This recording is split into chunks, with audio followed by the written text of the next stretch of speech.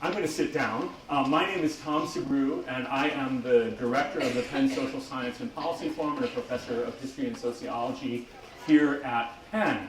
Before I introduce the program, I want to thank our co-sponsor, Penn's Department of Africana Studies, and to single out the chair of both the program and Department of Africana Studies, Professor Camille Z. Charles, who's here in the front row. Thank you so much for your support.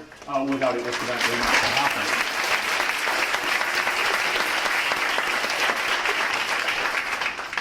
The Social Science and Policy Forum is a university-wide initiative here at Penn to bring together faculty, students, policymakers, analysts, and the general public around major themes and to encourage rigorous policy-relevant social science here at Penn and in the broader world.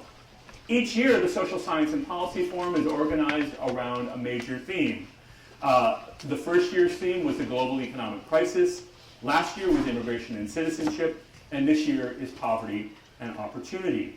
We launched this year's program this past Friday with a day-long conference on the 50th anniversary of the War on Poverty and its legacy. It was quite an extraordinary event, bringing together major scholars and policy analysts and an audience about as big as this one as well. Over the course of this year, we're going to be considering the theme of poverty and opportunity. This evening, we're going to be considering a subset of that larger theme, one of the biggest unresolved issues in the United States, past and present, the persistence, despite generations of civil rights activism, despite legislation, despite court opinions and shifts in public opinion, the persistence of deep systemic racial inequality in the United States. A few years back, when Barack Obama was elected as our first African-American president, we heard a lot of "we have overcome" rhetoric in public discourse. Finally, after generations of racial injustice, we had done what many thought was unthinkable, elected an African-American president. A Gallup poll taken a few days after November 4, 2008, found that a majority of Americans believed that Obama's election was either the single most important or one of the handful of single most important milestones in progress for African Americans and civil rights in the United States. But over the last few years, we have not seen as many signs of progress as many had hoped. From Skip Gates being arrested on his front porch, to the murder of Trayvon Martin, to the tragedy and protests in Ferguson just recently. In addition, we've seen a persistence of a huge gap in poverty between whites and African Americans. Recent U.S. Census data showed that the poverty rate among African Americans is 27.2%, unchanged from 2012, and higher than the still high 24.3% when the Great Recession began. Unemployment among African Americans is stubbornly remaining at more than twice that of whites, and has remained so since the 1950s and through the Great Recession. Today, 11.5% of African Americans are unemployed, compared to only 5.4% of whites. And the mortgage and foreclosure crisis was particularly devastating for people of color, particularly African Americans. Joining us tonight to discuss these issues, the past and present of racial inequality in the United States and solutions to it, is Ta-Nehisi Coates. One of the most gifted journalists of our time, Ta-Nehisi Coates grew up in Baltimore and attended Howard University. He first made a splash with his memoir, A Beautiful Life, published a few years back, and he is a regular blogger and contributor and a member of the editorial board of The Atlantic, and a frequent guest on the New York Times op-ed page. I have been reading Ta-Nehisi's work for years now, and I can say that I can only think of a handful of journalists who are as well versed in history or in the social sciences as he is. This is someone who's the model of engaged journalism, reaching across the boundaries between the public and the academic, really bridging both quite brilliantly. This past June, The Atlantic Monthly published his lengthy cover story, A Case for Reparations. And immediately, the topic went viral. It got coverage in major newspapers, and it lit the internet on fire. Ta-Nehisi appeared on the Colbert Report, on many major news programs, and generated a huge debate from the right-wing blogosphere to the New Republic to the African American press to various academic and intellectual blogs on the left.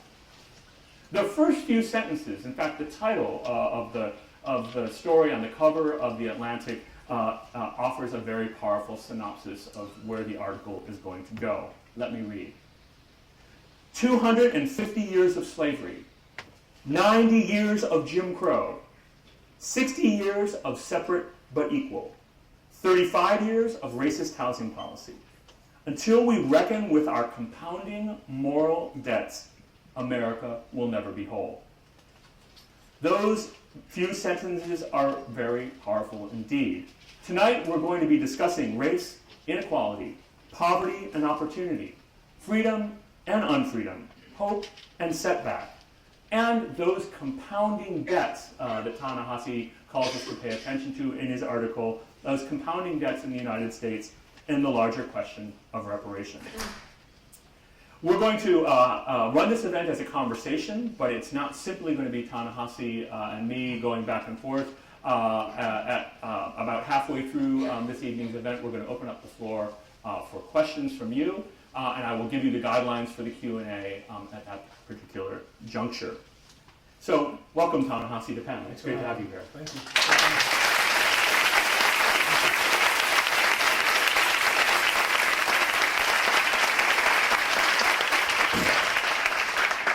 So I assume that all of you have read Ta-Nehisi's article in The Atlantic, but if you haven't, I'd like you to give us a quick overview of the bigger argument that you're making in your reparations article. Well, that's easy.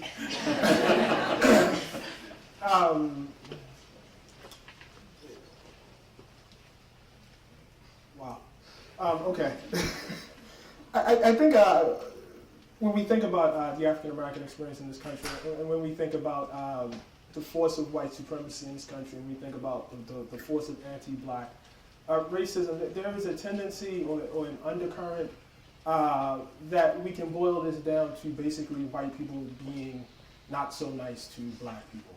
That's the proper way to understand it. And so, when we think about that history, we have, a pageantry, a collective of symbols that are immediately brought out. You think about colored only and white only signs, and you think about whips and chains and just acts in which white people are being mean, and that's the sort of way we've understood racism and white supremacy in this country as directed towards African Americans. The primary thesis of the case for reparations is that is incorrect. That the relationship between black people and the society that they live in, and the society that they helped found, is one of plunder and pillage. It is not a matter of white people being, mean to black people. It's certainly true that very often in our history, white people have been mean to black people, but it can't simply be corrected by white people being nicer. Things have been taken out of the African American community, and indeed, the hallmark of the relationship between black people and the society is things being taken out of the African American community. This begins obviously in the period of enslavement, which was 250 years, longer than the period of freedom for African Americans in this country. And the primary, feature of slavery is stripping labor from someone else for your own profit. I can't remember that great Abraham Lincoln quote, wringing profits from the sweat of another man's brow, or something like that. It's a beautiful, beautiful quote and a beautiful, beautiful speech.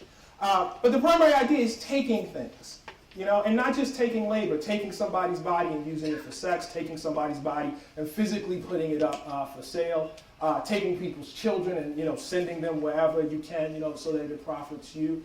This does not obviously end in enslavement. It continues into Jim Crow, where we have a labor system erected in the South so that people can continue to take things, out of the African American community. When we consider the network of laws, for instance, when we talk about separate but equal, again, this is sort of, we think about, again, black people being barred from attending, certain institutions, being barred from, swimming in certain pools, going to certain libraries, going to certain universities. But I argue that the way you should think about this is a community that is pledging fealty to a society, to a government, that is paying taxes to a society and a government. And that society and that government, that state, taking those taxes and distributing them in a way that does not benefit that community. So Clive Ross, who is the prime character, or the prime symbol that I use in that piece, is a person who lived in Mississippi. And what I try to argue in that piece is that he lived in a state that had elevated armed robbery to a system of governance, taking things from people. And this begins, I don't want to tell the entire story of Clive Ross, but if you know anything about Mississippi, you know that Mississippi was a state that had schools that black people paid taxes to support but could not attend. That there were pools in Mississippi that black people paid taxes to support but could not swim in. That there were libraries in Mississippi with book collections that were maintained by profits that black people paid for but could not utilize. And I think like that's a characteristic that we can trace from 1619, as we were talking in our conversation earlier today, all the way up to right now. And the argument in the case for reparations is quite simple. What has been taken should be given back. Or there should be some effort made to give it back at least. We should at least commit ourselves in spirit to giving it back. You're offering a really profound rethinking of the conventional way that we're taught American history in our schools, right? Your story, and I'm loosely paraphrasing one of the most powerful lines in the article, is that America was born out of black plunder in service of white democracy, or plunder in service of profit and gain for a significant segment of the population. And yet somehow this is a message that still remains on the margins of how we discuss our nation's past. Well, we are obsessed with, when we talk about, again, racism, when we talk about white supremacy in this country, we are obsessed with the hearts of white people and redeeming the hearts of white people. Anytime, you see one of these, accusations, Clive Bundy says something, no, I'm not racist, I'm a good person. No, such and such is not racist, they're a good father, in their community. And I'm quite sure Jefferson Davis was probably a good father also. I would not be shocked to find out that Thomas Jefferson was a decent father. That has nothing to do with whether he was plundering the bodies of other people, though. That's a completely different discussion. And I think what happens is it's much easier to talk about the hearts of people. There's an argument that it kind of fits in with this, broader notion of America the innocent. Nothing ever happened, to America because America deserved it. America is always innocent. America is always, exceptional. It's always different. It doesn't really have, a bad history, that causes certain things to occur. And I think, the African-American experience, and not just the African-American experience, obviously, somebody who, had done, this sort of study on Native American history could make, a very, very similar case. It threatens that narrative.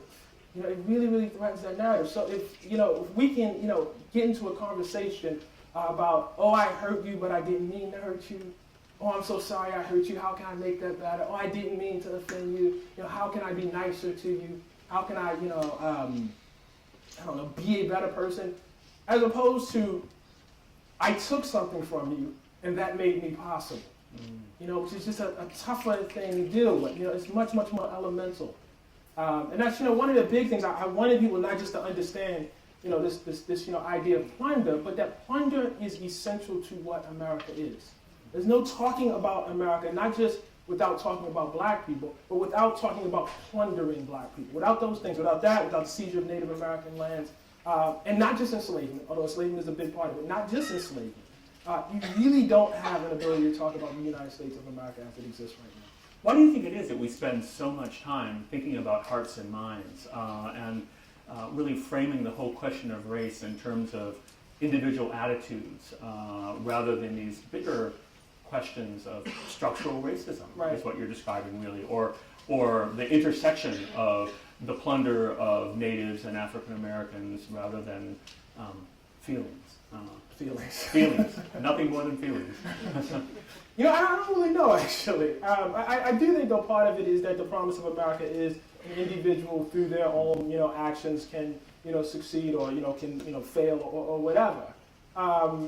And I think the African, if any serious look at the African-American experience shows many individuals exerting, as much effort as humanly possible and seeing their communities plundered all the same. Often plundered because they're exerting that effort. Specifically because of that, that makes them targets, for plunder. And that was one of the things I really, really wanted to point out. We have another narrative for how we talk about, the force of racism in this country. And this is a newer, maybe it's not newer, but it's, really come to the fore. And that is that, the real problem with African Americans is just that, they're poor. And if we can make African Americans not, disproportionately poor, everything will be okay. And that's sort of true. I mean, that's kind of true. Certainly African American communities are disproportionately poor, and that's a problem. But it ignores the fact that oftentimes African Americans who are the most successful in this country, who live by the American creed more so than any other group of Americans, are exactly the people that are targeted. So this goes Tulsa. When you think about Tulsa, you think about the pogrom there. I mean, people are targeted because they're successful.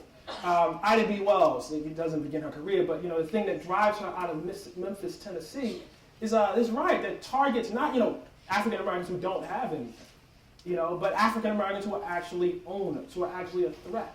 And so I just I wanted folks to pay more attention to that. The specificity of African American history in this country. So you're describing a situation where whites are threatened, are threatened by black power, by the fact that blacks are their own agents, are taking control of their communities and their lives, which again is a pretty subversive way of thinking about the larger history. I think it's right. And I just think it's demonstrably true. I think there's plenty of. I mean, the question that one has to ask is: has African American effort, ingenuity, curiosity been rewarded in this country in the same way that other groups' ingenuity, curiosity, work ethic, etc., has been rewarded? And the answer to that is obviously a resounding no. It's absolutely not. It's not even it can't even really be talked about. So there's such a disjuncture between the analysis that you're offering here and what we read in periodicals and hear on the news, ranging really across the political spectrum, not just from the political right, which is easy to caricature and put a finger on, but also from folks who consider themselves moderate or liberal, which is the real problem is culture. Right? 50 years ago, it was okay in many circles to talk about the innate inferiority of African Americans, of biological differences. There are still people who make those arguments today, but increasingly the critique has been wrapped in this guise of culture, that there's some cultural difference between African Americans and white Americans that goes far in the views of the proponents of that view in explaining why there's racial inequality in the United States. Yeah, and unfortunately that critique is quite old. It's and maybe it's older than this, but in my from my reading, it is at least as old as the birth of freedmen and freed women in this country. And so as soon as African Americans began coming out of enslavement in 1865, there are a group of reformers who want to go south and want to teach African Americans values about how they should value marriage, how they should value education, and all these things that presumably, and these are people who are very sympathetic to the African American community in the South, but presumably enslavement has ripped these values from them, and they're shocked to find that African Americans already value marriage, and African Americans already value education. And if you think about that makes sense. I mean, any sensible human being can see that having been denied, the right of marriage, which is to say the right to protect your family, the right to protect your family, no one would be in a better position to understand what that meant. What having education stripped away from you meant than people who had been enslaved. It was immediately obvious, and yet, the critique was made at that time. The critique was made again at the turn of the century. Khalil Muhammad has this great book, Condemnation of Blackness, and he talks about that around crime. We're still in this, conversation about crime even today. These critiques are not new at all. They're just recycled over and over again as a way of changing the subject. Yeah, I want to turn back to the question of crime in a minute, but I want to keep going a little bit on this cultural explanation because it's so deeply rooted and so pervasive, and it's not just coming from the equivalent of the carpetbaggers heading south. It's coming from some of the most prominent voices. For example, Barack Obama has, at critical points over his career, talked about daddies becoming, acting like daddies, right, and kids going to school, not feeling like they're acting white if they're academically successful in the New Parenthood Initiative. So let's talk about that a little bit because this is a really pervasive both set of explanations and a call for solutions to inequality in the U.S. So I think we need to differentiate between two types of conversations here. There's a conversation that I have with my son, about how to be a good human being in the world. Where I address issues that people I guess would call quote unquote moral issues. There is a conversation that was had with me when I was a child and other groups of young African American men, people who were older than us in the community, addressing issues about morality. I think people get this wrong. If you are a pastor, and you have a group of people and you want to talk about the morality or the lack thereof in your community, I think you are well within your rights to do that. President of the United States is very, intelligent, very, very, aware, very, very, I can't say articulate.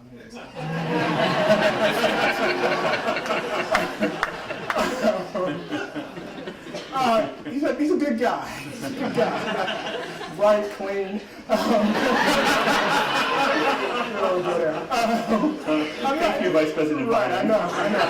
There's a lot that I think the president gets right. And often even gets right when he's talking about racism or racist, he would say, in this country. But I think something has to be recognized.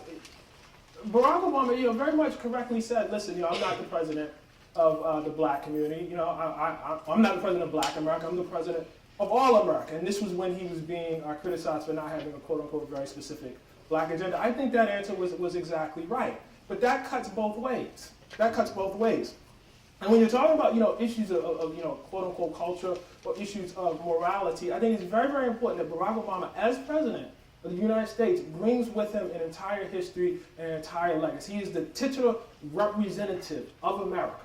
And so when he addresses African Americans, he's bringing all of that with him. I don't know how someone, I'm just going to be straight here, I don't know how someone who's carrying the legacy of enslavement, who's carrying the legacy of Jim Crow, who's carrying the legacy of discrimination in virtually every sector of this society, who's carrying the legacy of lynching, who's carrying Emmett Till, who's carrying Sam Hose, comes before a group of African Americans and talks about morality.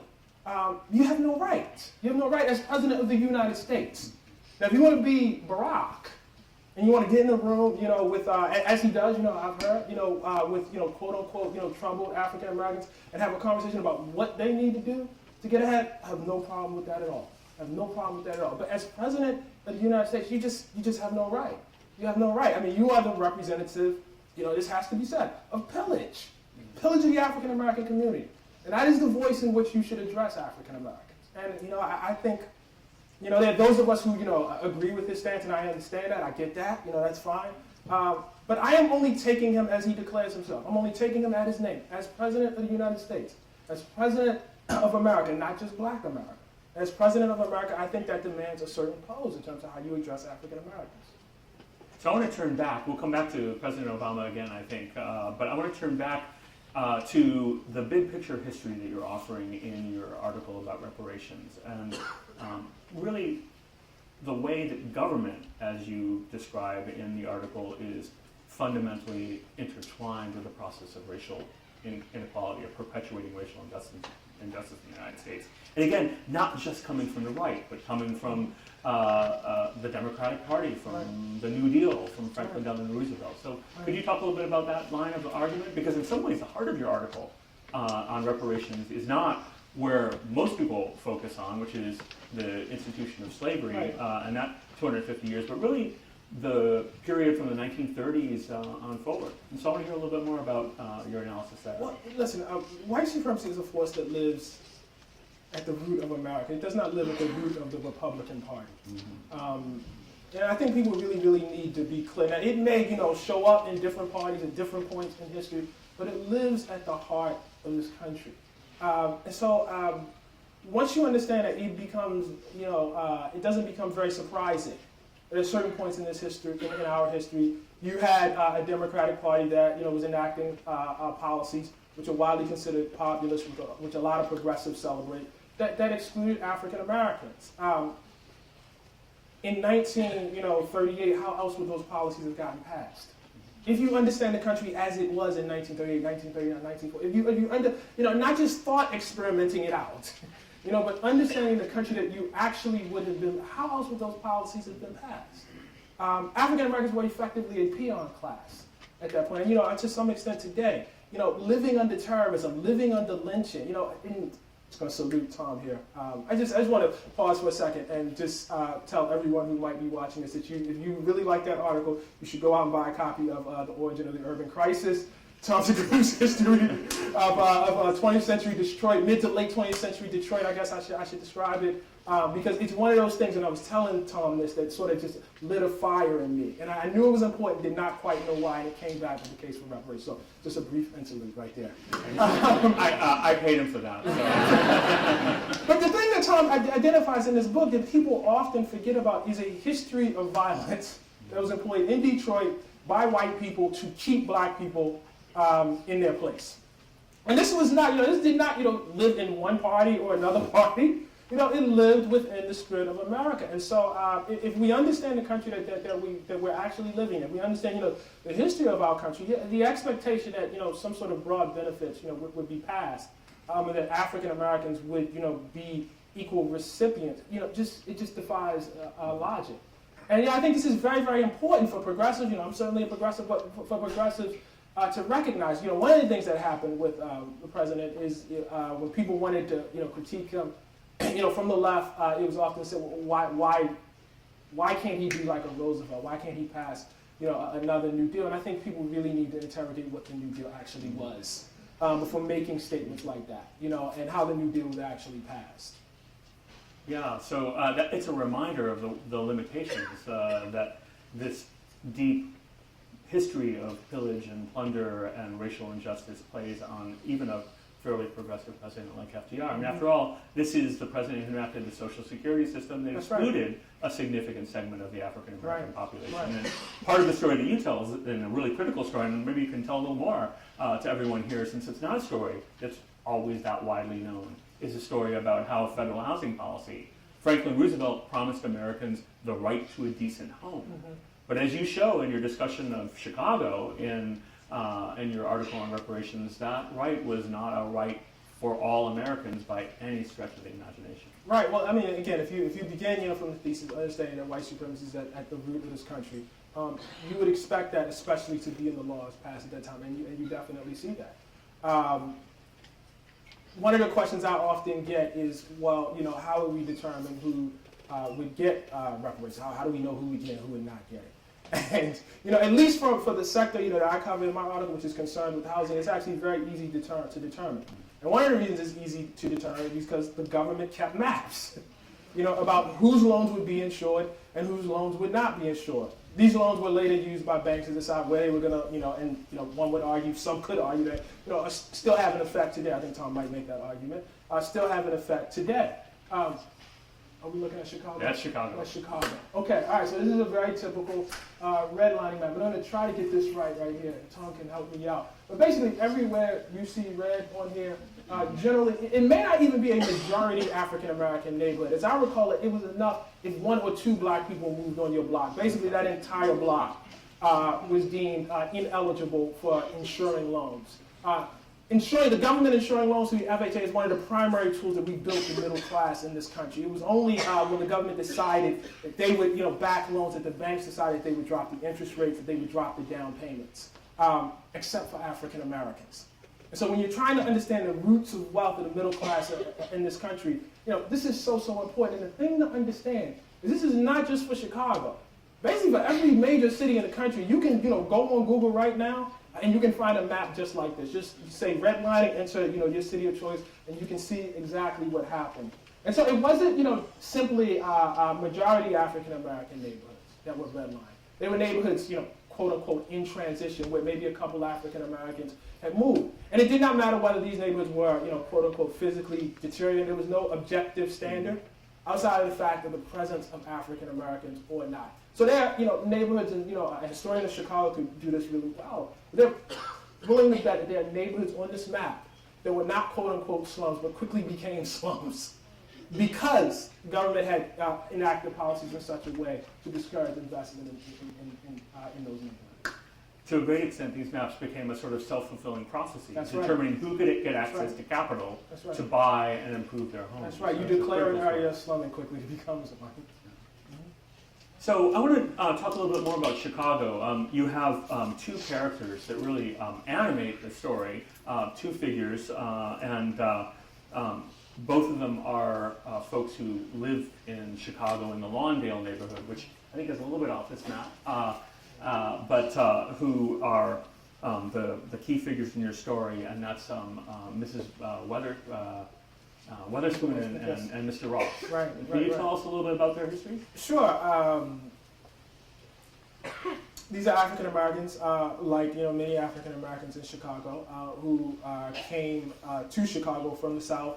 I'm trying to remember. I think Ms. Weatherspoon was from Arkansas. I want to say. I'm not sure. It's in the piece.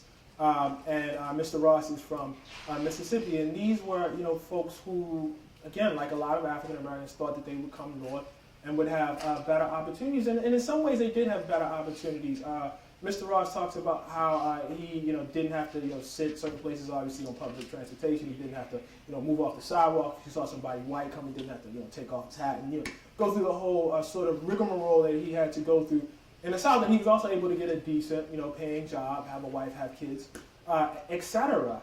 But the fact of the matter is, one of the things I argue in the piece is whereas there was outright and deliberate plunder in Mississippi, the taking of land, for instance, from Clyde Ross, the taking of everything down to his horse, the inability to go to a school that matched his actual talent, an array of things that he could immediately see. In Chicago, the plunder was beneath the surface.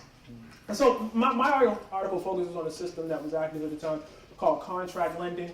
And if we look at these maps, as we've said, the banks went by these maps and often decided where they were going to grant loans and where they were not going to grant loans, because if the government decided they would not insure those loans in a certain area, not only would they not grant FHA loans, but that was taken as a signal about where they should lend and where they should not lend.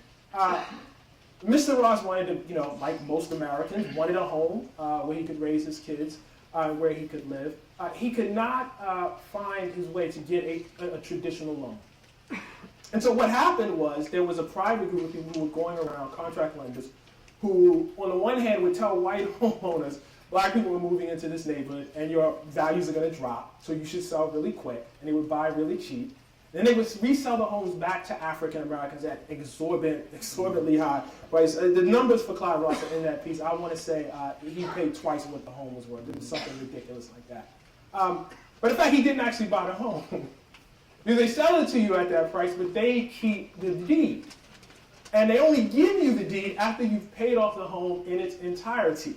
But the way that the loan is structured, it's made so that you won't pay off the loan in its entirety. All sorts of fees added at various moments. You have all the responsibilities of a homeowner. You have to upkeep, make sure everything is up to code, but none of the benefits of actually being a homeowner. It's the worst of renting and the worst of owning all at once.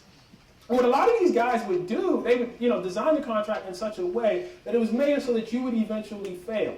And the way the court systems were in Chicago at the time, if you signed a contract and you didn't pay, and they decided that the loan and the lender and the owner decided that they wanted to kick you out, they could.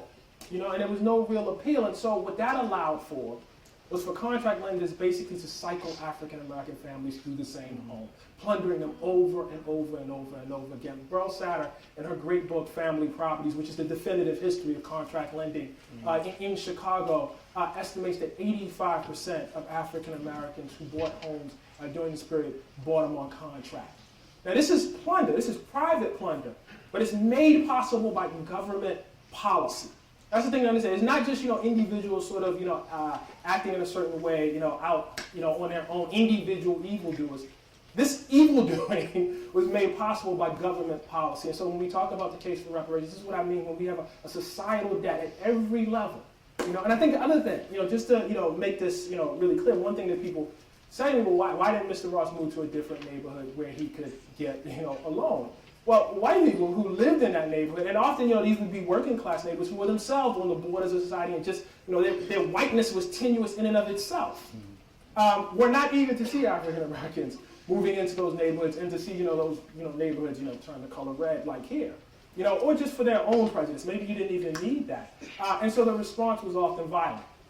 And that's the other piece that we really, really need to get clear. I was talking to Tom earlier, and I was venting my frustration. But often when you see the history of these cities, like Chicago, like Detroit, or any sort of history of the quote-unquote ghetto, that history almost always begins with, like 1968, or some riot. That had, as though nothing happened before that. Suddenly, the Negroes just lost their mind. I don't know why. And again, and this is a disease as far as I'm concerned that affects, I can bring a lot of, progressive, sociologists and historians who do the same thing, who begin their analysis somewhere circa 1960, and there's no discussion of everything that happened before that. And if you do the research, you read Tom's book on Detroit, if you read Arnold Hirsch's book on Chicago, what you'll see is a series, an amazing number of white riots, terrorism really, designed to keep African Americans out of neighborhoods. So one of the ways that most Americans get wealth and pass it down from generation to generation, support their families, pay for college tuitions, is through household wealth. And most people have one primary source of wealth, and that's their home. And so let's talk about the wealth gap a little bit, because this to me is one of the most significant manifestations of this long history of inequality that you're describing. It's where we see the weight of history bearing on the present. Right. Well, if you have a system in place for any number of years, if the angle of American policy is for any number of years to take wealth out of African American communities, and if as happened in the mid-20th century, you design a policy that is supposed to give wealth and build the middle class, and you exclude African Americans from that policy, a group that was already behind, the wealth gap becomes easy to understand. Oftentimes at the end of this article, I just felt like, what did you expect to happen? Mm-hmm. Just quickly going back to this, conversation about culture and crime and et cetera. It's not hard to explain the position of black people in the United States of America. It's not mysterious at all.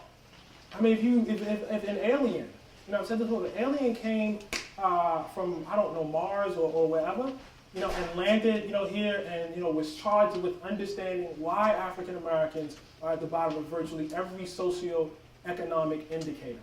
I maintain that number 176, item 176 on that alien's list would be culture. It would be really low. And so, I think it's not mysterious. I think the problem is we know the answer. And yet, one of the problems of, our democracy is we can't quickly, as quickly as we would like, generate a movement to deal with the problem. I don't think it's mysterious at all. The wealth statistics are really eye-opening. Before the Great Recession, blacks had about 1/10 of the household wealth of whites, 10 cents on the dollar. Mm-hmm. Now it's down to about 4.5 cents per the dollar. We're talking about a huge chasm of opportunity. Essentially means when my parents pass on, I will inherit almost 20 times the amount that an African American similarly situated to me will inherit. Right. That's a big gap. Right. And it's a really upsetting one. And in fact, it's actually worse than that, actually. Mm-hmm. The statistic, I'm not saying there's a different statistic. The statistic is exactly right, but I think people don't quite get what that means tangibly. It is not just that individual African Americans are less wealthy. It is that African Americans, no matter their wealth, live in less wealthier communities. And that is everything. That's who you're going to talk to. That's who you're going to know. That's what your connections are going to be. That's what's the word? The social capital that we like to use. That just is everything. So my family individually may be more wealthy than everybody else. I know, but that has nothing to do with who I'm going to know, what I'm going to see, what my contacts and contexts are going to be like going out into the world. The best example I can think of this is when I think about my own life. I lived in a community in Baltimore. I was raised in the 1980s and early 1990s in a period of great violence in cities and great violence in places like West Baltimore where I was living. I had a mother, I had a father, both of them were in the home, both of them were really, really great. I had books in my home, no one ever, I read a lot, no one ever accused me of acting white for reading. They accused me of all sorts of other things that wasn't, we didn't really know any white people, there weren't any, white people in our neighborhood to accuse of acting white, and the idea that white people read more than us or were more intelligent, it just wasn't something that, and I'm not saying it doesn't exist, but in my community there, in a community that was bearing the scars of segregation. It just didn't really exist. My parents were both at that point college educated. But whenever I engage in a conversation with peers of mine who are white now, who are white,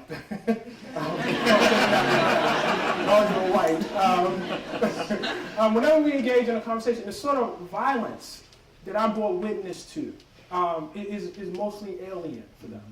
And it's the same for other African Americans who I know, who were raised in the same way, who had, 2 parents, education, But the amount of violence that they saw, the things that they saw, the schools they went to, are almost always a little bit different. And that's a manifestation about how, your individual wealth doesn't really, capture what it means to be African American. I could grow individually wealthy, but it's likely that, I'm going to have a little brother who is not in the same situation as me. It's likely that I'll have a mother who I got to help out, in a way that other people don't necessarily have to help. All these are like little things that don't necessarily show up in the wealth gap statistics, but are really, really important in understanding African Americans.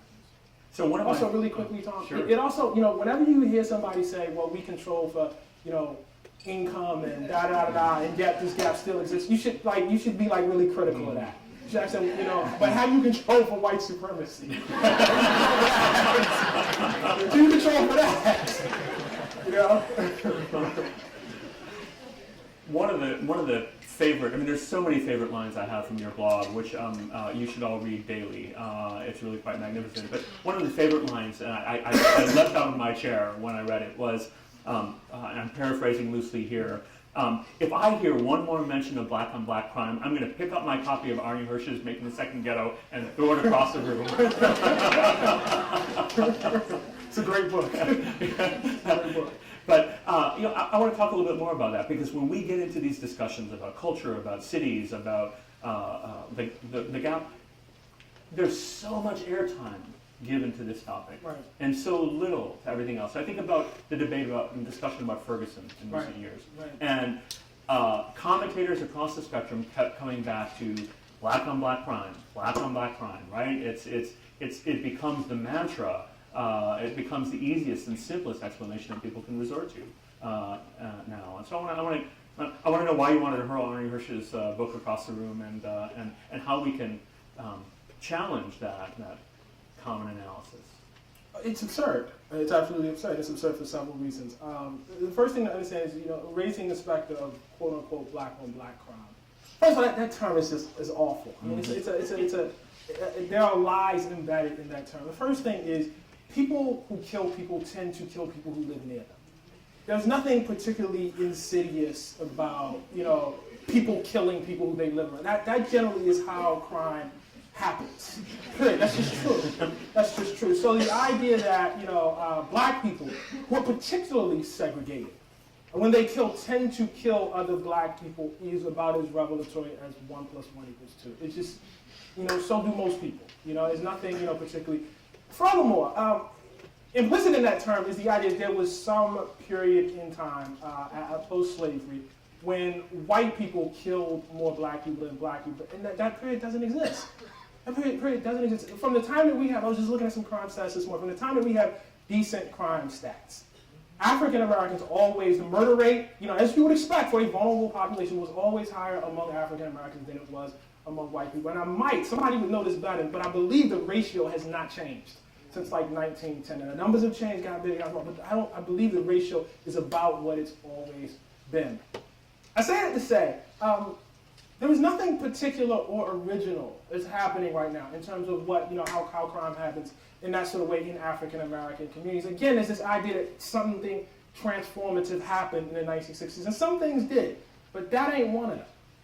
And offering the excuse of talking about African black on black crime is quite old. Again, as I say again, in Khalil Muhammad's great book, The Condemnation of Blackness. He talks about this, these debates where, regrettably, some of our smartest minds, like W. Du Bois, were sort of caught up, into that same thing, the idea that we can't talk about anything until we deal with this. Well, here's the thing. Between 1900 and 1930, if you go and look at the stats, you will find in the state of Mississippi, African Americans comprised an outsized number of the murderers and the murdered. By that logic, anybody who was campaigning against lynching in that period should have been talking about black on black crime. The NAACP was totally wrong when they were trying to pass anti-lynching legislation. We should condemn them. I mean, if that's what we're saying. If that's what we're saying as long as this is a problem, as long as there's a murder rate in the African American community that's higher than the general population, we can't talk about anything else. Then Ida B. Wells, everybody else, Walter Wright, anybody that was trying to bring attention to lynching was totally wrong. During that period, there were way more African Americans killed by other African Americans than there were lynched, as there should have been. That's not a condemnation of the black. That's how lynching is spectacular. It's a political crime. And it's not simply important because it's white people killing other black people. They're part of it. It's important because it is an act of terrorism. And it's been always understood in that sort of way. Similarly, when we talk about something like Ferguson and the police shooting down someone and leaving his body to bake in the sun for 4 hours, we're not merely talking about somebody white shooting somebody black. We're talking about an agent of the state given the power to dole out lethal force. And we're very concerned, as we should be.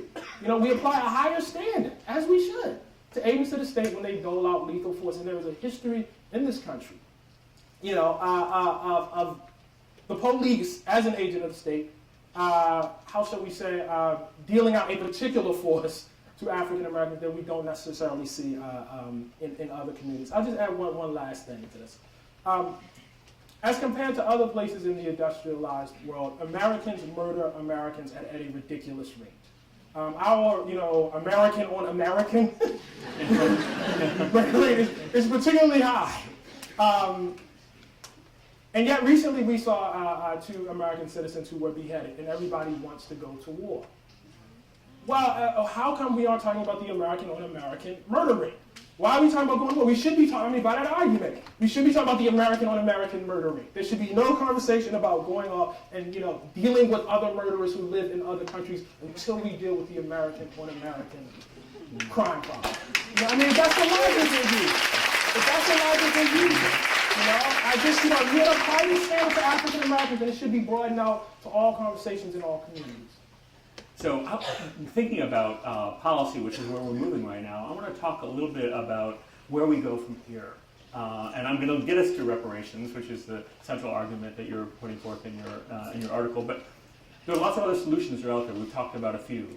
But perhaps the one that enjoys the greatest popularity, and being in a university, I hear it all the time, we need to celebrate and create diversity, right? Diversity is a solution to the problems. We need to have a more diverse administration. We need to have more diversity in the ranks of CEOs. We need to have more diverse student bodies. Now, as a professor, diversity is good for educational outcomes in the classroom. But as a policy for dealing with 300-400 years of systematic plunder and exploitation, what do you think? No. Sorry, that's the leading question. The argument for diversity stands on its own, by its own merits. It is not a way of dealing with, as you say, centuries of plunder and pillage of the African American community. It's just not the same thing. That doesn't mean that diversity is bad or diversity is wrong, but it isn't the same thing. And I think one of the poisonous things that's happened in our community is you take affirmative action, and we began, although there were problems about stating this from the beginning. But the implicit fuel for something like affirmative action begins with the halting, begrudging acknowledgement that, we kind of did something to these people over here. I don't really want to say it, but we kind of did. We kind of did. And Lyndon Johnson, to his credit, came out and said that in that great speech at Howard University. Basically made, as far as it was an argument for reparations in that great speech. But we admit that. And Johnson, I think in that speech, he literally says, you don't injure a man, stop injuring him, and then bring him up to the finish, up to the start line, and say, okay, go run. And he talks about how the difference between black poverty and white poverty. That you can't, look at these things at the same time. And yet, when Lyndon Johnson holds that great conference to fulfill these rights, it's really depressing to read this. When you go and read the report, they acknowledge this, and then they say, but we need something that helps all the poor. We do need something to help all the poor. We really do. I don't disagree with that at all. But that is not, you are not addressing plunder by doing that. It's not the same thing. And so I think for, a lot of these, efforts, particularly for diversity, what we start is we use the fuel of the black experience in this country. But we can't, really deal with the means to address what's happened in the black, experience in this country. We end up going in some other, much more comfortable direction. Who would disagree with diversity? Everybody likes diversity at this point. Republicans run around talking about, diversity. Everybody, Fortune 500 companies, run around talking about who disagrees with diversity. No one. And when you're in a situation like that, you should, ask yourself, well, are we really on the cutting edge of the problem here? So let's get to reparations, since that's the argument you're making. And here you're standing on the shoulders of generations of African American activists, going back to the 19th century who've made this claim. But you're offering a really distinctive argument, one that both builds on but also moves in a different direction. So give us your recommendation. My recommendation is reparations. Specifically, what I argue for in the book, and this is dissatisfying to a lot. I'm sorry, in the book. Good God. What I argue in the article is that the clearest and most tangible thing that needs to happen now is folks should mobilize and support John Conyers' bill, H.R. 40, which calls for a study of slavery and everything that happened after slavery, all the effects, all the legacy, Jim Crow, all that. And to see if reparations is something that should happen and what form it might take. John Conyers' bill is patterned on the movement to give Japanese Americans reparations. It happened the exact same way. There was a study, then after the study, people decided they should do X, Y, and Z, and then there was an actual act that was signed by Ronald Reagan, of all people. And so, there's one of the reactions I get, and maybe I'll get this reaction here today, is, yeah, but what should we do? And I'm concerned with two things. First of all, I'm concerned that I don't think, first of all, that most Americans actually, have been convinced, that reparations are actually due. And, I think that case still does need to be made. I think we're actually still in that phase. And the second thing is what we should do probably cannot be solved by, back of the envelope math. Somebody can put a number on it. But I strongly suspect that we're going to need some of, our best minds to sit back and try to figure out, if, in a world, where our Congress will actually pass and have to say who decided they wanted to do it. First of all, that's a very, very different world. That's the first thing to understand. That's a world in which, some critical mass of Americans have become convinced, yes, we do owe folks, and yes, we should do something about it. But in that world, I think we're going to need a lot of brain power, to figure out what the best way is to do this. As a journalist, were I to do that, it would have been another 16,000 words, which maybe I should do, and maybe I will do. But I think this isn't just a matter of yes, but how much do I have to write this check out for? I think people want to hurry past some really real obstacles that we need to deal with. So in your discussion of reparations, you also draw an analogy between potential reparations for African Americans here and the situation after the Second World War when Germans paid reparations to Jews because of the Holocaust. Can you tell us a little bit about that analogy? Because that's one that I think has lots of interesting resonances. Yeah, and the main reason why I chose that was because one of the things that people often say, well, it was too long ago. And nobody can think it was too long ago. And people, typically say this, to the argument about reparations for enslavement. So one of the first things I wanted to do in the piece was find somebody, and this is a journalistic approach, find somebody who was alive and say, no, that dude right there was living right there. He should get reparations. And to make people understand, to make people understand that they are living victims right now, of white supremacy and of the legacy of enslavement. And the second thing, the reason why I focus on the case of reparations for Jews, specifically in Israel, was because the very fact that the crime had proximity actually made it harder. It eventually came to be, but it actually made it hard because there were a number, of folks in Israel, a number of Jews who said, look, I'm not taking blood money. That was my mother. I'm not taking a check. It was actually the proximity, that made the thing hard. Led to the point that there were actually riots in the Knesset and, just all sorts of, trouble.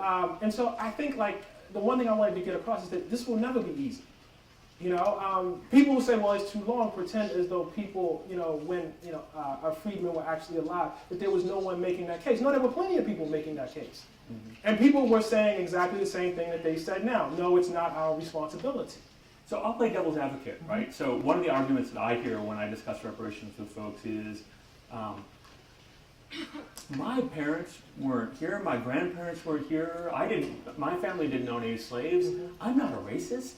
Why should I pay out of my hard-earned tax dollars to support, to pay back for something that I'm not responsible for? Because the very meaning of a state and of government is that you pay things that you are not personally responsible for. And you also receive things. You also receive things that you did nothing to receive. That's what government. If one only paid for what one was personally responsible for, we would be a failed state. That's what that is. That's a failed state. People who make the argument that my parents came here in 1890 or my parents came here in 1920 and 1930 should never celebrate the July 4th. They never should. You didn't do anything. You guys didn't help. There are a whole, a suite of traditions and things. We are, as late as I think, the early 2000s, we were still paying pensions. The veterans of the Civil War, not literally the veterans, but to widows, to family members, for the Civil War. At this late date, I believe we're still paying, it's in the piece, the specificity, forgive me, it's escaping me. But I believe at this late date, we are still paying pensions out for the Spanish-American War. The notion that, it's ridiculous. I mean, this is what I mean, when you start thinking about it, you understand that people are actually actively trying to delude themselves. Because, the idea that, I would say, listen, I don't want any of my tax dollars going to any, widow or kid, from the Spanish American. It just sounds ridiculous. I only want to pay taxes for the things that I am directly responsible for. People would look at you like you're crazy. It is the very definition of a state. It's integral to the definition of a state that the state outlives its individual citizens. If it didn't, we wouldn't have, a President's Day. We wouldn't have people putting, we wouldn't have Memorial Day. We wouldn't have all of these sweets and traditions in which there would be no, reason to talk about American history at all. Because your history is only your personal history. What are you talking about American history? You didn't do that. You didn't do anything. What are you talking about? If you really want to take that approach, you know what I mean, then you don't really have an identity as an American at all. And so what people want is they want a la carte. They want to be able to claim the things that are good, and not have to claim the things that, don't necessarily credit them. They want to be able to, open that paycheck and never open the credit card bills. That's effectively what you're arguing for, as I call it in the piece, a kind of a la carte citizenship. I get to pick, when I, am a citizen and when I am not. An a la carte patriotism, I get to pick when I love my country and when I don't. Imagine if I, said to my wife, baby, I'm only going to love you, when it immediately credits me. That would be ridiculous. There would be absolutely no species of, no specimen of love could live in that sort of way. And yet, when we talk about reparations, we get these sort of ridiculous arguments that don't really hold water in any other context, except when we're dealing with a group of people who we don't actually consider to be fully human. Mm-hmm. Amen. So, I want to ask one last question, then we're going to open up the floor for questions from folks. But we haven't talked much about the movement, right? The gains that we made over the course of the period from emancipation to the present came from folks disrupting, protesting, putting pressure on the status quo, a movement, or movements really working for change. And I want to think a little bit about what prospects you see for a movement to really go beyond. I mean, yeah, we can all write to Congress and say, adopt Congress's bill, but we need more than that. We need to really think about how to put pressure on the system for more systemic change. How do you see that happening? Do you see it as a possibility in this moment of history? Well, there are two things. I'm a writer and I'm not an activist, and that is not to claim there's anything at all wrong with activism. Obviously, there's not, and I obviously don't think so. But I really think it's really important for me to inhabit my role and to live in that place. Just like I don't ask for activists to go out and write 16,000 word essays and cover stories for the Atlantic. There's obviously a relationship between the two, but I think it's very important that I stay where I am. Maintain my journalistic perspective, which is not objective, but can be fair. Because oftentimes we find ourselves having to be, as journalists, to be critical of activists. Activists find themselves having to be critical of us in much the same way. And I think that tension, even when we share a particular political perspective is actually really, really, really good. If I had one particular conservative movement among many, in this country, it's that often that same distance, isn't really there. And I would say the same thing on the left when, journalists who are of the left lose that and become activists themselves. I think it actually affects their journalism and ultimately affects the movement in a really, really negative way. So, having said that, I think it's very, very important to understand that struggles are long. Any thing worth doing, generally, involves a long, long struggle, and oftentimes struggles, extend beyond our lifetime. Again, enslavement in this country lasted 250 years. I am sure that when the first Africans came here and changed in 1619, somebody understood that enslavement was wrong. And as enslavement became, a situation of basically color caste, I am sure that there were plenty of African Americans in this country, and I know, obviously we know, who protested and said, this is wrong. The vast majority of those African Americans did not live to see the fall of enslavement. And I think, people who are serious, people who are seriously committed, not just to reparations, to any cause, must, commit themselves, in the same manner their ancestors committed themselves. Frederick Douglass obviously believed in the equality, of all Americans. Frederick Douglass did not live to see that day. But he never stopped fighting. Susan B. Anthony obviously, believed in the equality, of women and the right of women to vote. Susan B. Anthony did not live, to see the day when that happened. I think we should be very, very careful about claiming,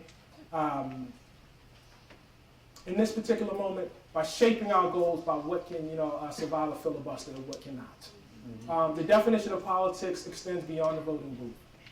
And oftentimes it extends, beyond the individual lifetime. And I think people really, really have to be clear about that.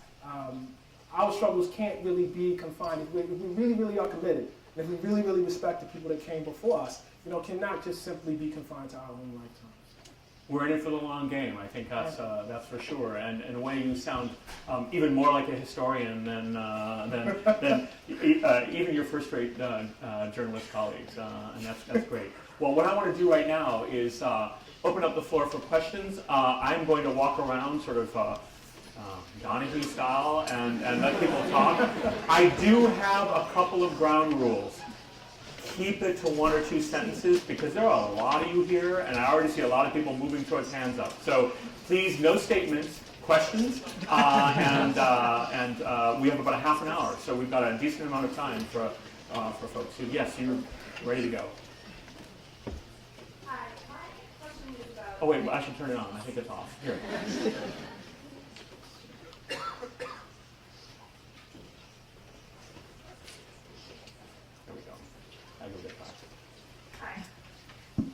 Hi, my question is about language. I help facilitate talks on diversity that are actually called Diversity, Inclusion, and Social Justice. And when I talk about racism and I talk about white supremacy, it often derails the conversation. So I'm wondering if I should stick with that language, if that's something that if you have found is valuable and something that I should push, or, I think the concept of racism and the concept of white supremacy, I found that when I use those words, it gets to this well, I'm not racist, and my father worked hard, and all of this stuff. And I'm wondering, have you found as a writer, does the language that we have right now limit your ability to talk about these concepts?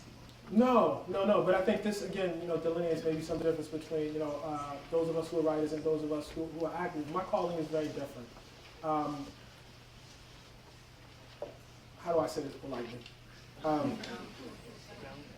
I'm black, and I'm obviously but I'm not being flippant. I'm black, and I grew up around black people. I was around basically all black environments. From the time I was born, of the elementary school, middle school, high school, through Howard. I feel a great commitment to represent the reality experienced by the people who I grew up around. The first people who loved me, the people who made it possible for me to be here in the first place. That's my calling. Other people feel like they have a calling to make white people feel comfortable in conversations about racism. That's not mine. That's not mine. Now, I didn't say that. That doesn't mean you should do what I do. You understand? Like we have two different roles. That's my role as a writer. That's what I feel like I'm called here to do. Other people, who have to do work, in terms of coalitions, which I have never done. Other people who, feel like they are taking people who, maybe don't, have a clue, who are just coming into this world, maybe need to adopt a different language. Maybe, I'm not even convinced that's true, but maybe that's true because I've never had to do that work. For me, if I were working on any other thing, my editors would insist that I call something as I see it, that I name what I see. We have this whole other vocabulary that comes up when we try to make people comfortable. Racial resentment, racial tensions. We need to heal the racial gulf. F that, man. F that. No, we don't. I am concerned with destruction of white supremacy. That's why I'm here. That's why I wrote that piece. That's my calling. Other people will have different callings, but that's mine. That's really the only thing, I can be loyal to. That's the only thing I can pledge myself to. I can't worry about, what number of white people I've convinced, in a given day. And I would add, having said that, I think, I'm just gonna go out on a ledge here, but I think white people actually respect that, or folks who are open-minded actually respect it. Listen, feminism and gender studies is not, my particular area, right? But when I go and read something, I don't want people holding my hand. I don't want people saying, Ta-Nehisi, are you comfortable with this conversation about how men have historically exploited women in human history? I don't want that at all. Give it to me. Give it to me real. I'm grown up. I can take it. Talk to me like a grown up. And so I can only, address people in the way that I would want to be addressed in the same way.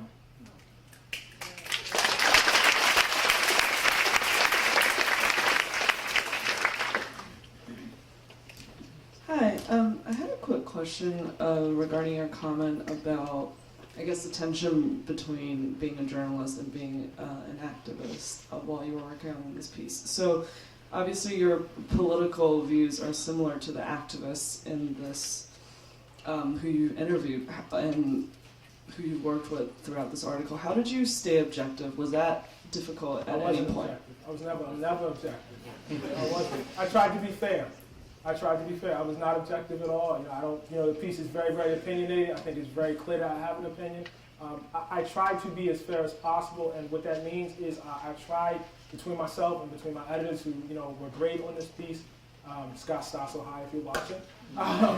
Who were really, really good. We tried to anticipate every single argument that could be made and do our best to answer it. That's my job. I'm not objective. I have very clearly defined beliefs about the world.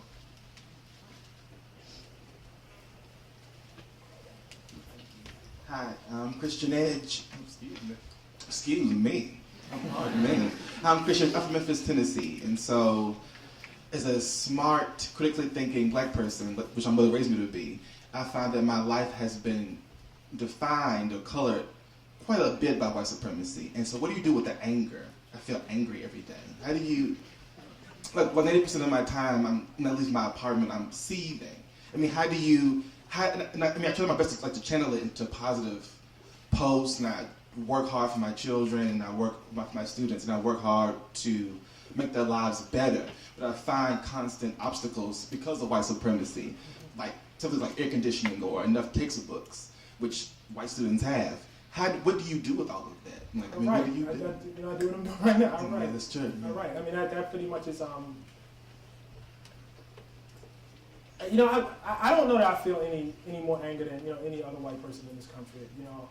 I don't. Anger is not a huge thing. I mean, it's there. It's there. You know what I mean? I do. You hear some of these stories and you do get angry. I'm not convinced that were I white and had a decent sense of justice, I wouldn't get angry in that case too. But yeah, I have a good life.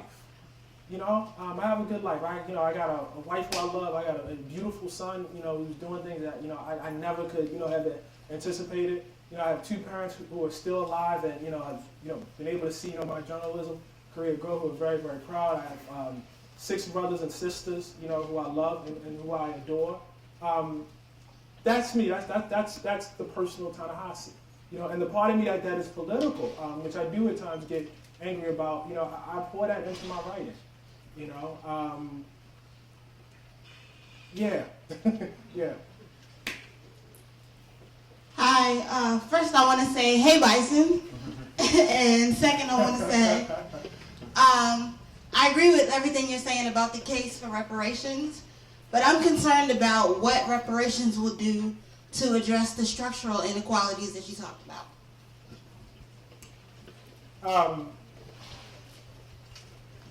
Yeah. I'm just trying to figure out how to answer that. Something has been taken out of the African American community, and something has been being taken out of the African American community since we got here.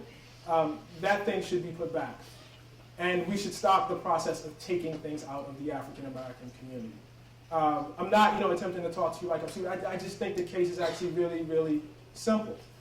We strip resources out of the African American community. We have, always, historically done it, and I think that is the first thing that you need to understand about trying to figure out where African Americans live in terms of socioeconomic statistics in this country. In a world where we start putting that back, it's a world committed, to African Americans being included, fully included in this country. People often, imagine, historical events or possibilities in absence of everything else. I think it's very, very important to understand if we are successful in making a case for reparations, we have not just made a case for, putting things back into the African American community, for stopping, the plunder of the African American community. We have successfully elevated the consciousness of this country.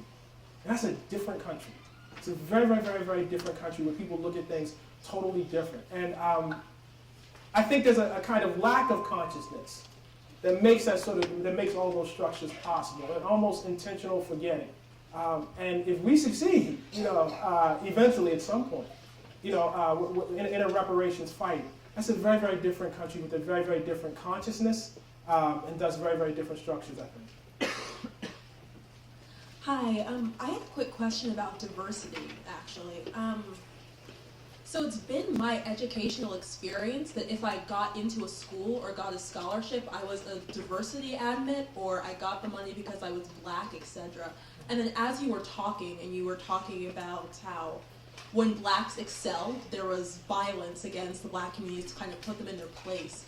So I guess my question would be, do you see criticism of blacks attaining a high educational level as like a modern day version of putting blacks in their place? Do you think it could be true because black test scores are usually lower than white test scores? Just if you could discuss that aspect of diversity. I'm sorry, can you clarify for me? I don't quite understand.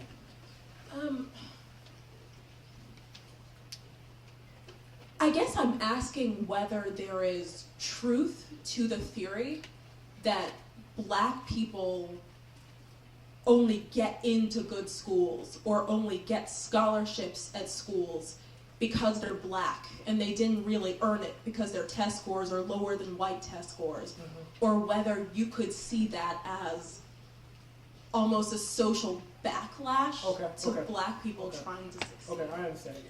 That critique, which is often made of affirmative action programs, presumes a kind of fairness that exists in the world that really does not. It never has. Anybody that knows anything about college admissions understands there are all sorts of reasons for why certain people get into certain colleges. I see nothing wrong with, and this is not our policy right now, but I see nothing wrong with a university that is part of American society saying that we have historically injured a group of people and now we're going to do something to make that better. There is no, sort of fundamental fairness. There is no, level playing field, without the state. So I think that sort of critique comes from a place that presumes something that doesn't really exist. And I'll just speak from my, personal experience. I'm quite sure that one of, the things that the Atlantic gets out of me is the fact that, I'm African American. I'm pretty sure that part of, the reason why I'm there is, diversity. I have zero problem with that at all. I am not ashamed of that in the least bit. None. I dropped out of college. I was never a good student. I'm pretty sure that, if I compare my SAT scores with anybody in this room, they would be on the low end. I have zero shame about that. None. I don't care. I don't care. All of this is the work that I put out.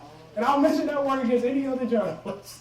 I got no problem with that at all. And so I think, as black people, while that line of argument is a problem, is wrong, I just don't really spend too much time, thinking about it. Because I know, how everybody else, who was in that room with me got where they got. And I know if we broke it down, we wouldn't find fairness. We wouldn't find objectivity. We wouldn't find a level playing field. So I just one of the things I think about, for instance, is Barack Obama. One of the things people say, after Donald Trump went through this whole thing of getting his birth certificate, and the president, came out with his birth certificate, did this press conference. Well, I want to see his test. I heard he wasn't a good student. Affirmative action explains everything about him. And at that time, Mitt Romney was, I believe, in the nomination process. Mitt Romney's family, when he was very young, or just before he was born, lived in a small neighborhood called Palmer Woods. I'm sure Tom knows all about this. Palmer Woods in Detroit. Palmer Woods has some of the most beautiful housing that you want to see in this country. Just absolutely, even up to this day, absolutely, absolutely gorgeous. At the time Mitt Romney's dad, George Romney, lived there, it was a place where really, really wealthy white people lived. If you went and you looked at the deeds for Palmer Woods, what you would find is that these houses are not to be sold to people who are black, or no black people should live here unless they're domestics, who are working in these homes. So effectively, the Romney family begins, or at least part of their wealth building, is rooted in a racial set-aside. You understand? Literally an entire sector of housing that's moved out of bounds for African Americans. Would anybody address Mitt Romney and say, you're only here because of that? You know what I mean? Would anybody say, well, Romney, you got, it's not fair, because, your wealth begins here. And this is true for broad swaths of white Americans. So, I just think we have to be very careful about arguments that we get caught up in, and I'm talking about personally.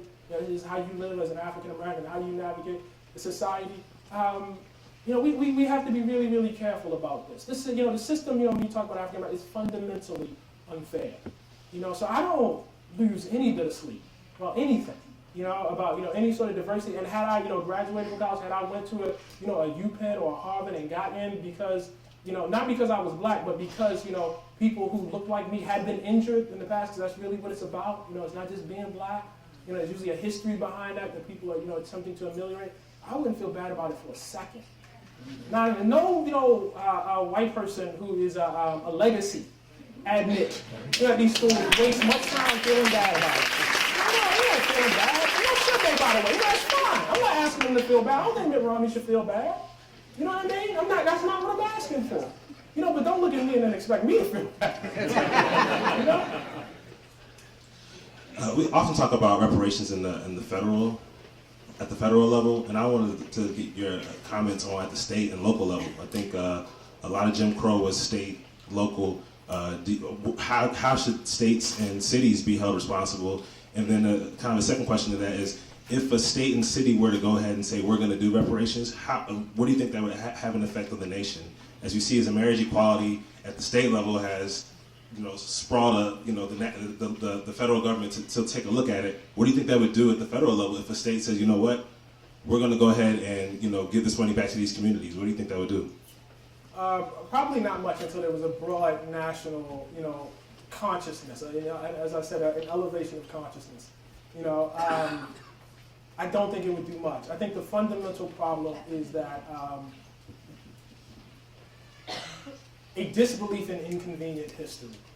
African American history is very inconvenient for this country. That doesn't mean that local government should do nothing, but when you talk about a kind of federal effort, I think one of the things that citizens across this country share is not really having a deep understanding of African American history, and thus not having a deep understanding of American history, because you can't really do one without the other. It's just not possible. And so I think minus that elevation, I doubt it would have much effect. We did have a movement, in the late 90s and the early aughts, where we saw some, local governments and local city councils and local legislatures, trying to get some action, done, around reparations. And I think that's great, and I think that's excellent. But minus a sort of a new understanding, about how we feel about ourselves, I doubt it would catch on nationally.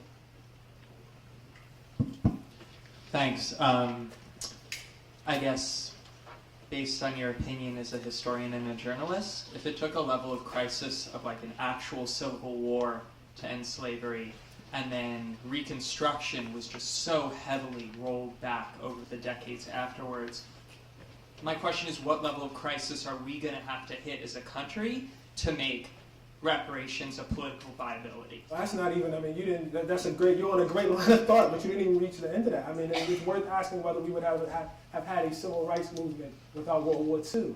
I mean, you're right, you're very, very right. I don't know, but that's a question that I've thought about myself. It's a great, great question. It seems that, most of these reforms really, really happen after something really, tragic and world-breaking, happens. And minus that, as a historian, if I was sitting back as a historian, I might ask a similar question. Hi, thanks. This conversation has been talking about wealth disparities, plunder, exploitation, reparations, which is, redistribution of wealth. And it's sort of striking to me that we haven't mentioned the word, or you haven't mentioned the word, capitalism, really. And so I'm wondering, to pose a really broad question, where capitalism falls into your analysis. I don't know. Like, how would you have that? How would you have me include that? Let me ask you. How would you have me include that? I mean, I guess we're talking about this history, African American history, as the backbone of American history, but it's also the backbone of American capitalism. So I'm wondering if this proposal, your proposal, is an anti-capitalist one, or if you see it sort of fitting within this system that we have. I don't know. I don't know. As we go through comments, if somebody wants to chime in and, offer me, some perspective on that, I'll gladly take it. But the honest answer is I don't know. I haven't thought about that yet. It's a good question. I want to get back to this question of cities. I'm an editor at a place called Next City. We write a lot about gentrification, and I was wondering how you think are the roles that cities have, the responsibility that cities have to their African American populations as neighborhoods gentrify, neighborhoods that have traditionally been African American. Well, one of the things that actually led me to this was thinking about gentrification, and I think, and I may have this wrong, but it strikes me that the fundamental problem is that African Americans do not have the wealth to live where they would like to live as much as other people do. And that's just the bottom line, as far as I can see. And so, like we talk about these various phenomena, mass incarceration, gentrification, all these things that, we sort of dislike, bad things. But I suspect at the root of them, is this plunder that I keep talking about. And I am, somewhat skeptical of, any sort of answer that, seeks to, grant African Americans the right to live where they want to live in these cities. That doesn't really address that. I wonder, about how long-lived it can be, if we're not talking about white supremacy.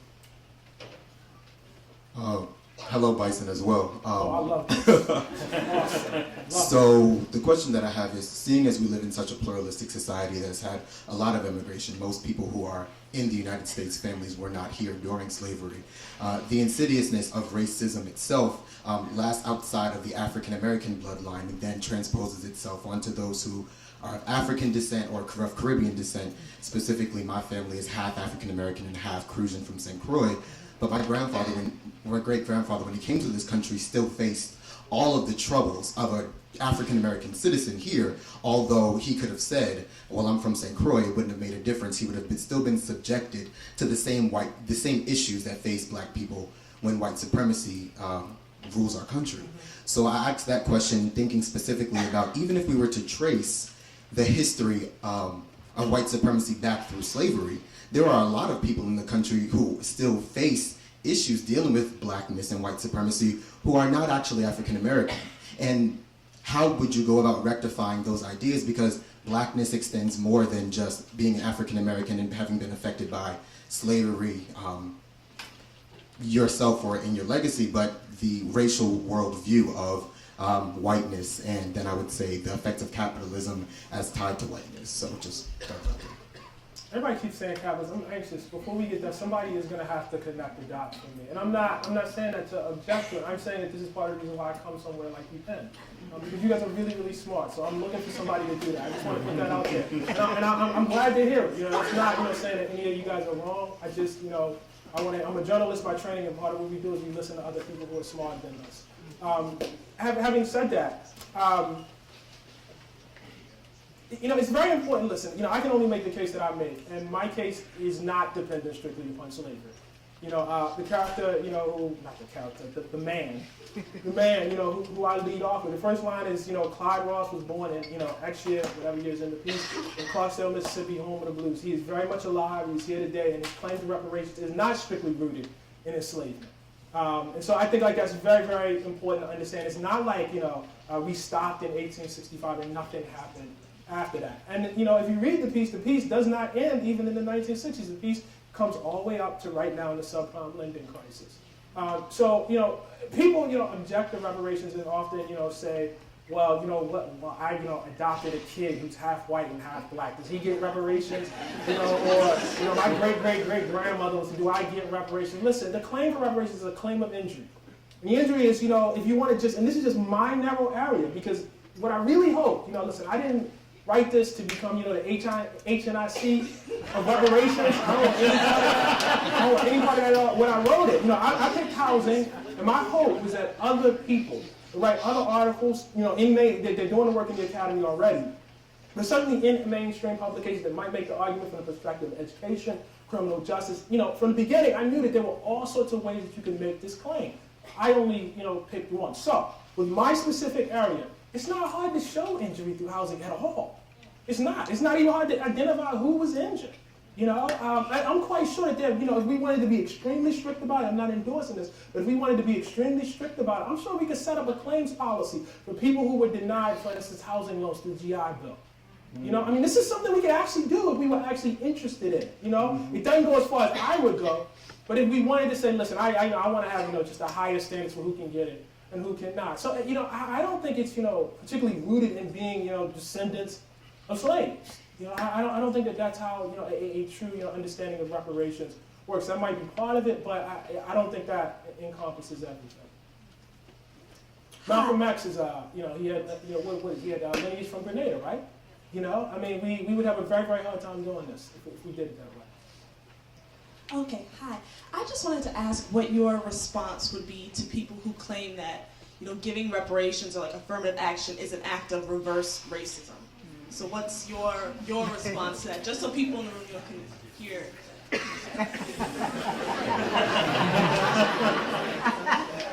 So I'm just going to Well, ask a question about anger and everything, and I think it's really, really important. I'm not actually. I'm not. And I'm going to tell you why. I'm not at all. And here's why.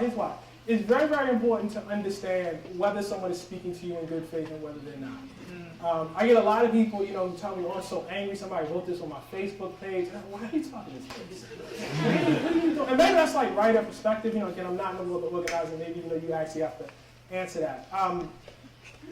Reparations is not giving things to black people because they are black. Reparations is a claim of injury.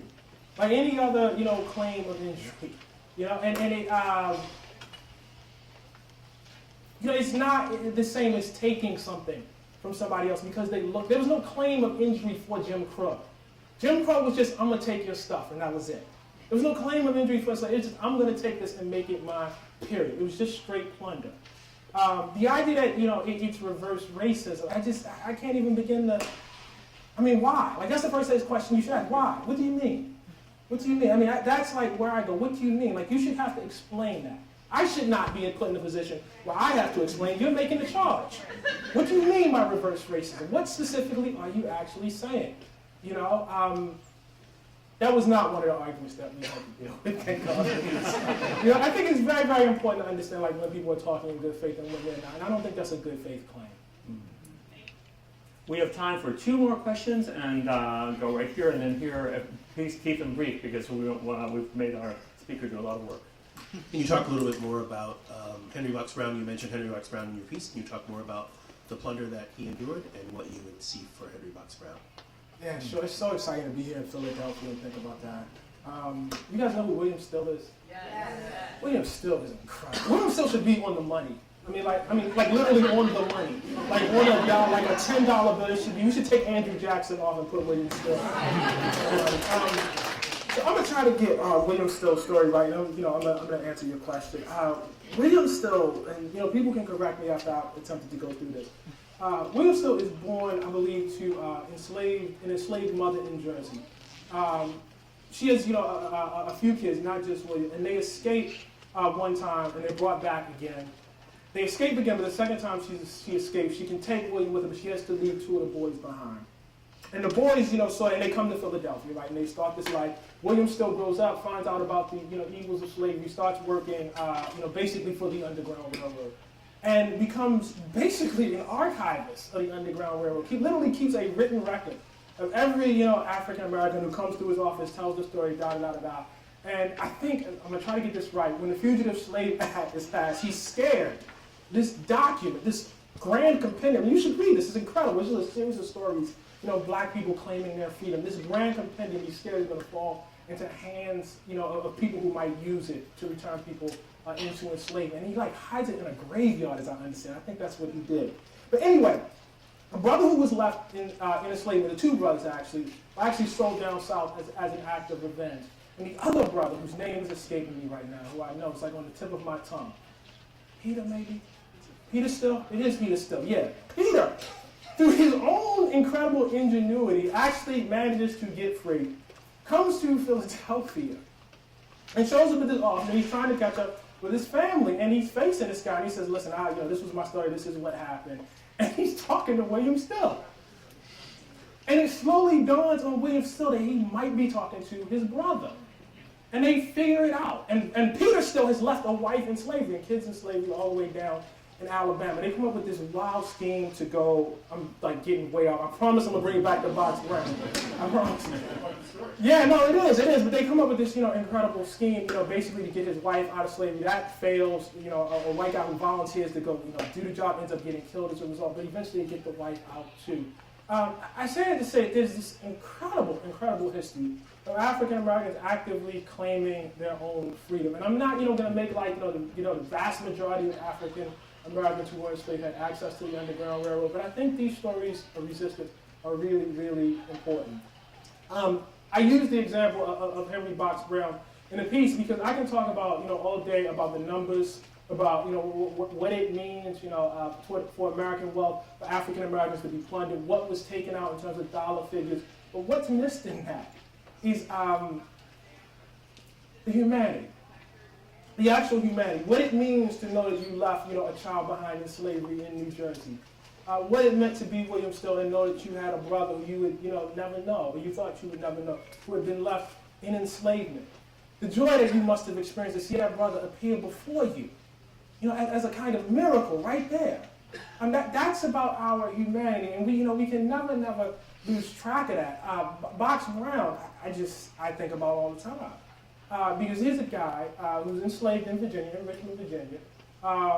Generally, had a kind master, as people use that term, had a kind master, was well regarded. And one day his wife says, "Listen, they're going to sell me, and they're going to sell the kids." Period. He had married someone who had a different master. And Box Brown goes all around the city trying to find someone who will buy his wife so that they can have, their family preserved. And this is something that African Americans did. I mean, any historian of enslavement in this country, is deeply familiar with this. Well, they failed. He can't find anybody to buy his wife, and he tells. I'm gonna try to not get emotional here, but he tells his wife. He said, "Listen, I failed. I couldn't do it, but I promise I will come see you before they carry you away." And his wife was in Lumpkins jail in Virginia. They chained her. They chained the kids. They chained everybody. And there's a car full of slaves, walking out of Richmond. And Box Brown shows up, and his son, Box Brown writes about this, looks and says, "Look, it's my father. I knew he would come see us." And he holds his wife's hand as far as he's allowed to hold it outside of Richmond, and then he has to let her go. And he watches her walk away, and is eventually sold into slavery to North Carolina. At that moment, Box Brown says, "Look, I got enough. I had enough of this." And you think about what it means to come up with the scheme which he came up with, which was literally to have himself put into a box and shipped north, right here to Philadelphia, to the offices of William Still, I think, actually. And there was a beautiful picture, if you have a chance, you should see it. It's literally called The Resurrection of Henry Box Brown. You see him coming up out of the box, like this, and everybody standing around him amazed, like this, watching, this man literally escaping, as they said, out of the coffin of slavery. And I think, when you read the literature around William Still, what you'll find in almost, not every case, but in the vast majority of the cases, you will see African Americans talking about their families. Or somebody said they were going to sell my wife away. Or somebody sold away my kids. It's not just the labor, it's actually the destruction of family that's often the motivating force for African Americans escaping enslavement. And I think like in this era, where people criticize us and talk about how we don't value families, and how we don't value children, and we don't value this, and we don't value that. This example of resistance, for family, always for family at the end of the day, for the right of family, is really, really important, and people should be familiar with it, and people who make those critiques should have to confront that. And I don't think anything's changed. I don't think those folks are any more noble than we are today. I live in Harlem, and I witness people every day trying to protect their families. We have time for one very short, teeny-weeny question. Go ahead. I gave you the mic. I'll try to keep it quick. We hear a lot today, particularly from the president, on issues ranging from marriage equality to ISIS, unbelievably, that of Dr. King's quote that the arc of justice bends, the arc of history, the arc of the universe bends towards justice. How do you think that this notion kind of impacts the way we interact with our history and grapple with our present? And do you think the notion that we're towards the end of the arc is implicit in writings of, say, Chief Justice Roberts? I mean, again, so this is like one of the things, right? Like you have to, I think the best thing to do is to, what is the quote Roberts has? Right. But see, the problem, that's it, thank you. And liberals have, tied their heads in knots about how to deal with this, and, Sonia Sotomayor gave a great, pretty brilliant response. But the problem with America has never been discrimination. That's not actually the problem. Governments discriminate. Social Security is actually discrimination. A certain group of people that's a certain age get something that another group of people don't. Yeah, part of the business of government is discriminating. The problem is not, the problem is racism. The problem is racism. The problem is white supremacy. That's the problem. And yes, the way to end racism is to stop being racist. That's definitely true.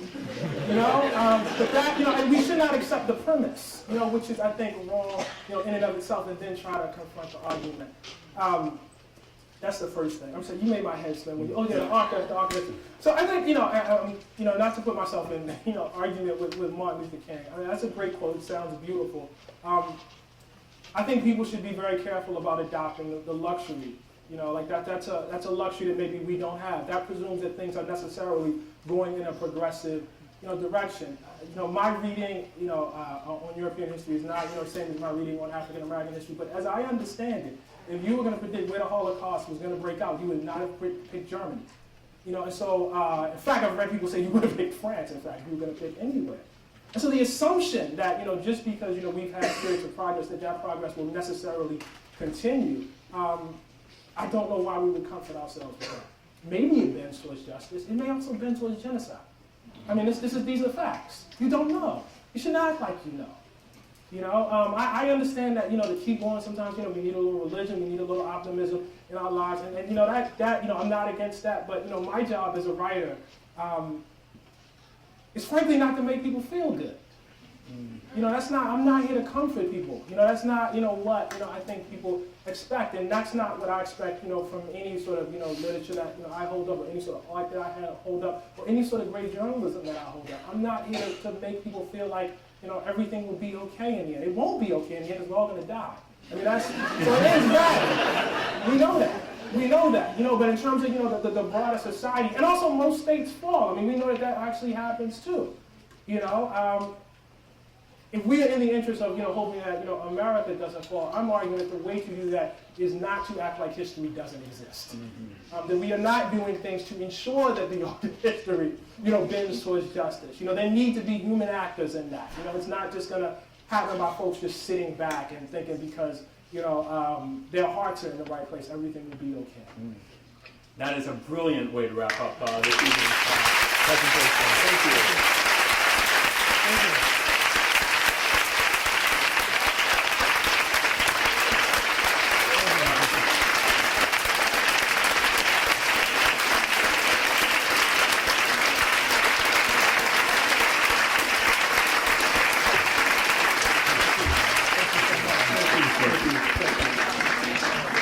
Thank you. thank you for the amazing questions. Let people know about this event. It will be on our YouTube page in about a week. And keep an eye on the Penn Social Science and Policy Forum for more exciting lectures, seminars, workshops, and conferences in the upcoming year. Thank you so much.